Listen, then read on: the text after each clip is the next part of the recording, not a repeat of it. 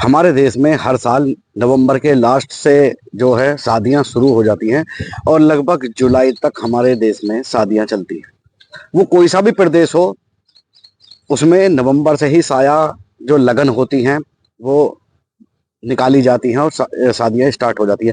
ऐसी ही आज एक सच्ची कहानी लेकर आपके सामने मैं हाजिर हुआ हूँ, जिसमें शादी की रस्में निभाई जा रही थी। ऐसे ही शादी में एक रस्म होती है जूता चुराई की। अब साली ने जीजा के जूते चुरा लिए और 50,000 रुपए की डिमांड कर दी। और डिमांड 50,000 रुपए की डिमांड करने के बाद जब जीजा ने 5,000 रुपए निकाल कर दिए तो जीजा को वहां की जो लेडीज थी उन्होंने भिखारी बोल दिया और जिस पर एक बड़ा बवाल खड़ा हो गया। लाठी डंडे चल गए, मार पिटाई हो गई। बात यहीं तक नहीं रुकी, थाने तक पहुंच गई और पुलिस भी वहां पर आ गई। तो आज ऐसी ही एक सच्ची कहानी मैं आप लोगों के बीच लेकर आया हूं। आदाब, नमस्कार, सत श्री अकाल। मैं दीपक शर्मा आप लोगों के लिए लाता हूं सच्ची घटनाओं पर आधारित कहानियां। उम्मीद करता हूं आपको कहानी पसंद आती होंगी। ये कहानी अगर आपको पसंद आती है तो लाइक करना। इस कहानी के बारे में आप क्या राय देते हैं वो कमेंट बॉक्स में जरूर बताना। वीडियो को ज्यादा से ज्यादा शेयर करना और जो चैनल पर नए जुड़े हैं और सच्ची कथाओं पर आधारित कहानियां सुननी चाहते हैं वो चैनल को सब्सक्राइब करके जाना।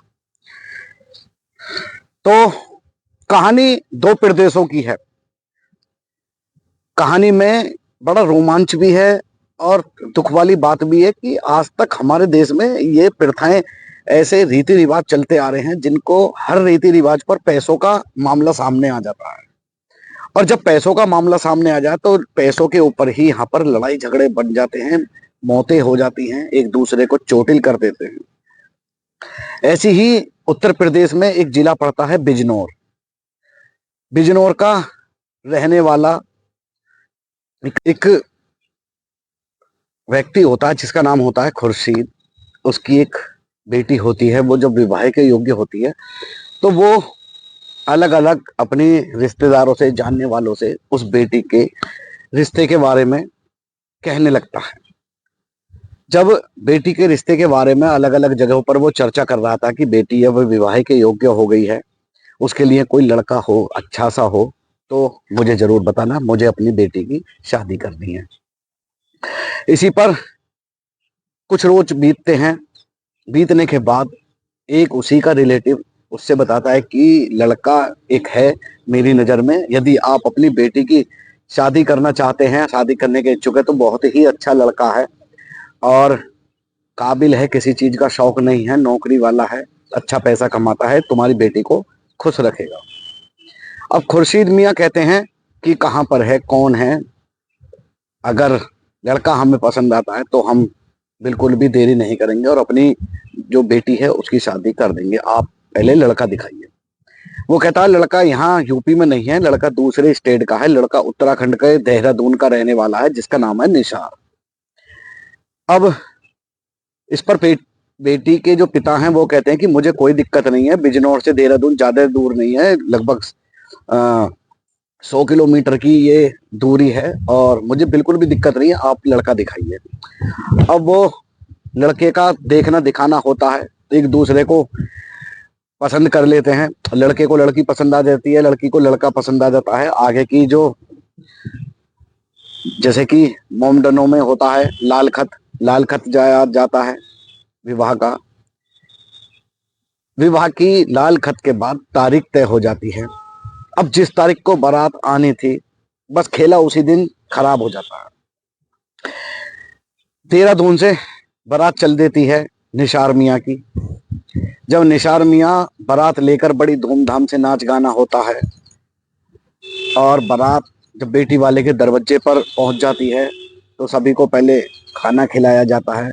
उसके बाद जितने भी रीति रिवाज थे, कबूल जो होता है इनके यहाँ पर कि क्या तुम्हें लड़की कबूल है, इस तरीके का जो जो मौलवी होते हैं वो, जैसे हमारे यहाँ हिंदुओं में पंडित पूजा कराता है, फेरे कराता है, इसी तरीके से मोमडनों में मौलवी जो है कबूल करवाते हैं कि आपको ये लड़की कबूल है। यदि लड़का कबूल 3 बार कह देता है कबूल है कबूल है कबूल है तो ये निकाह पक्का मान लिया जाता है। और इसी तरीके से लड़की का भी बयान लिया जाता है। रस्में शुरू हो जाती हैं, काजी जी आ जाते हैं दावत के बाद। जब कबूलनामा स्टार्ट होता है तो लड़के से पूछा जाता है कि क्या तुम्हें ये खुर्शीद मियाँ की जो बेटी है, ये इस कंडीशन में क्या आपको कबूल है? तो वहां पर सभी बहुत खुश हो जाते हैं और निशार मियाँ कह देते हैं कि कबूल है, कबूल है, कबूल है। सभी ताली बजाते हैं, सभी के दिल में बड़ा उत्साह होता है, खुशी होती है, सभी नाचना गाना स्टार्ट कर देते हैं। उसके बाद दूल्हे मियाँ को घर पर ले जाया जाता है। उसके बाद जो सलामी मोमडने में होती है, जैसे हमारे यहाँ पर मुसलमानों में सलामी कह देते हैं, हिंदुओं में टीका कह देते हैं। जो फेरों के बाद होता है टीका, जिसमें सभी घर की महिलाएं पुरुष सभी लड़के का टीका करती हैं, उसका सम्मान करती हैं, गोले दिए जाते हैं, पैसे दिए जाते हैं। इसी तरीके से मोमडनों में सलामी होती है। तो सलामी का जब टाइम आ जाता है, सारी रस्में बीत जाती हैं, तो उसी सलामी के दौरान एक रस्म होती है जूता चुराई की। अगर जूता चुराई की रस्म ना हो तो शादी बिल्कुल अधूरी सी लगती है। अगर साली सट्टी जीजा के यहाँ हो, जीजा के साली सट्टी हो, और वो भी एक दो या दो चार जितनी भी हो, अगर वो जूता ना चुराएं तो शादी में बिल्कुल भी मजा नहीं आता। इसी तरह से सलामी हो रही होती है। अब जीजा के जूतों पर सालियों की नजर थी, सालियां जीजा के जूते उठाकर चुराकर ले जाती हैं। अब यहां से ही मामला थोड़ा सा बिगड़ना स्टार्ट हो जाता है। अब जब जूता चुराई की रस्म हो जाती है, उसके बाद जब जीजा के जूते देने की बारी आती है तो जीजा कहता है कि ठीक है, आपको जो चाहिए मैं दे दूंगा, लेकिन आप जूते दे दीजिए। हंसी खुशी सारा मामला चल रहा था। इस पर साली कहती है कि मुझे जूता चुराई में, जूता वापसी की एवज में 50,000 रुपए चाहिए। तो इस पर नौशाद मियाँ कहते हैं कि 50,000 तो बहुत ज्यादा है साली जी, आप 500 रुपए ले लीजिए। पहले बात 500 से स्टार्ट होती है, लेकिन होते होते बहस होते होते आपस में 5,000 पर आ जाती है। तो जब 5,000 रुपए निकाल कर वो देता है नौशाद, तो इस पर ये कह देती है कि आप तो भिखारी हो, आप सभी लोग तो भिखारी हो। इस पर दूल्हे मियाँ एकदम भड़क जाते हैं और भड़कने के साथ सभी लोगों को गुस्सा आ जाता है। और जो दूल्हे मियाँ के परिवार वाले थे, भाई था या बाप था, वो सोना निकाल कर वहां से, जो उन्होंने बेटी वालों ने कुछ सोना दिया था, उसे निकाल कर फेंक देते हैं और कहते हैं कि इतना हल्का सोना हमें दे दिया, इसका वजन अगर गले में पहन लिया तो टूट और जाएगा ये। और बात करती हो 50,000 रुपए जूते के वापसी करने की, अगर जूते ही वापसी करने हैं तो 500 रुपए के तो मैं नए लेकर पहन लूंगा, ये तो रस्म की बात है कि मैं आपको 5,000 रुपए दे रहा हूँ। अब इसी बात को लेकर दोनों पक्षों में आपस में भिड़त हो जाती है। पहले थोड़ा धीमा होता है, लेकिन जैसे जैसे बात बढ़ रही थी उसी हिसाब से लड़ाई भी यहाँ पर बहुत ज्यादा बढ़ जाती है। अब दूल्हे के परिवार का आरोप है कि मेरे परिवार वालों ने को कमरे में बंधक बनाकर लाठी डंडों से खूब मारा गया। अब जब यहाँ पर झगड़ा बढ़ जाता है, हाथापाई स्टार्ट हो जाती है, उनमें से ही एक व्यक्ति 100 नंबर पर, 112 नंबर पर कॉल कर देता है, जहां पर पुलिस आ जाती है और पुलिस दोनों ही पक्षों को थाने ले जाती है। थाने ले जाकर अलग अलग दोनों पक्षों से पूछा जाता है, जिस पर एक पक्ष कहता है कि इन्होंने बेटी का, लड़की का भाई कहता है और पिता की इन्होंने सोना फेंक कर मारा, कि हाँ की सोना देने की औकात नहीं है, इतना हल्का सोना दिया और जूते चुराई में 50,000 रुपए की डिमांड करते हो, तुम आओ तो हमारे यहाँ तुम्हें जब बताते हैं। फिर लड़के वाले पक्ष से पूछा जाता है कि लड़के वाला पक्ष कहता है कि जूता चुराई की रस्म चल रही थी, इन्होंने मेरे जूते चुराकर 50,000 रुपए की डिमांड रखी। पहले मैंने 500 रुपए देने को कहा, उसके बाद जब ये नहीं मानी तो 5,000 रुपए देने को कहा, और इन्होंने फिर एकदम बोल दिया कि 5,000 रुपए दे रहे हो क्या, भिखारी हो? जिस पर हमको बहुत बुरा लगा। तो इन्होंने, हमने एक दो बात इनसे कही कि भिखारी क्यों बोल रही हो, लेकिन बात ऐसे ही बिगड़ती चली गई और इन्होंने हमारे जो बाराती आए थे उनको बंधक बनाकर कमरे में लाठी डंडों से खूब मारा। अब पुलिस इस चीज की छानबीन कर रही है कि आखिरकार दोषी कौन है कौन नहीं है। हालांकि पुलिस ने यहाँ पर समझा बुझाकर दोनों पक्षों का समझौता करा दिया है। अब देखने वाली बात यह है कि जरा जरा सी बातों पर यहाँ पर लड़ाइयां हो जाती हैं, वो शादी हो या कुछ भी ऐसा प्रोग्राम हो। एक रस्म तभी तक सीमित है जब तक एक दायरे में हो। जूता चुराई की रस्म बहुत प्यारी रस्म है, लेकिन इस पर सालियों को भी ये सोचना चाहिए कि इतनी बड़ी डिमांड, एकदम 50,000 रुपए की डिमांड कर दी।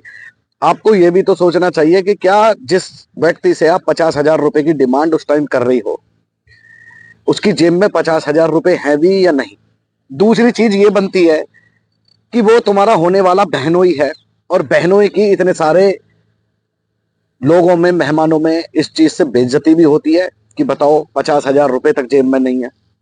कहने वाले कह देते हैं, ना कहने वाले ना भी कहते हैं, लेकिन कहने वाले चुकते नहीं है कभी भी। वो एक बार को खाना खाए बिना रह जाएंगे, लेकिन बात को कहे बिना नहीं रहते हैं। इसलिए हमेशा ध्यान रखें, उतनी ही चादर फैलाएं जितने पैर। जूता चुराई की रस्म में बहुत अच्छी थी, लेकिन इस पर 1,000, 2,000, 5,000 रुपए में भी काम हो सकता था। अब आप मांगने को तो 5 लाख, 5 करोड़ कितने भी मांग सकते हैं, लेकिन उसकी हैसियत तो देखिए, वो इतना देने लायक है या नहीं है। तो रस्मों को हमें बनाए रखना है, केवल बंद करना है तो ये चीज कि जिससे किसी भी चीज में अड़चन पैदा हो। जैसे कि 50,000 रुपए की डिमांड कर दी, अब 50,000 रुपए उसके पास होंगे। अब एक बात सोचिए, 50,000 रुपए वो तुमको देगा, तो 50,000 रुपए में तो मेरे ख्याल से वो 50 जोड़ी जूते खरीद लेगा। 1,000 के भी जूते मानकर चले तो 50 जोड़ी जूते तो उसके वैसे ही आ जाएंगे, तो वो तुमसे क्यों लेगा। लेकिन उसने 5,000 रुपए देने का वादा किया, वो इसलिए क्योंकि ये साली का अधिकार था, ये रस्म थी, उसे रस्म को निभाने के लिए वो 5,000 रुपए दे रहा था। लेकिन साली की जो सहेलियां थी या साली थी, उन्होंने दूल्हे को ही भिखारी बोलकर यहाँ पर उसका अपमान किया, जिस पर ये लड़ाई भड़की। तो ये थी आज की सच्ची कहानी जिला बिजनौर से, और 2 स्टेटों की, उत्तराखंड के देहरादून की और उत्तर प्रदेश के बिजनौर की, जो कि शादी में जूते चुराई की रस्म को लेकर मारपीट की थी। उम्मीद करता हूं आपको कहानी बेहद पसंद आई होगी। कहानी पसंद आई हो तो लाइक करना, कमेंट में अपनी राय देना और वीडियो को ज्यादा से ज्यादा शेयर करना। और चैनल पर अभी नए जुड़े हैं तो सब्सक्राइब करके जाना। इस कहानी को सुनाने का उद्देश्य किसी की भावनाओं को ठेस पहुंचाना बिल्कुल नहीं है। आपको जागरूक करना है, आपको सचेत करना है। रिश्ते अनमोल हैं, इनको बनाए रखें। कोई भी ऐसा शादी विवाह पार्टी में कोई भी ऐसा काम ना करें जिससे विवाह की रौनक खत्म हो और विवाह में लड़ाई झगड़ा स्टार्ट हो जाए। तो इस चीज पर ज्यादा फोकस रखें। तो मिलता हूं आपसे ऐसी ही एक सच्ची कहानी के साथ। देखते रहिए दीपक सियाना ऑफिशियल पर, सच्ची घटनाओं पर आधारित कहानियां। तब तक के लिए जय हिंद, जय भारत।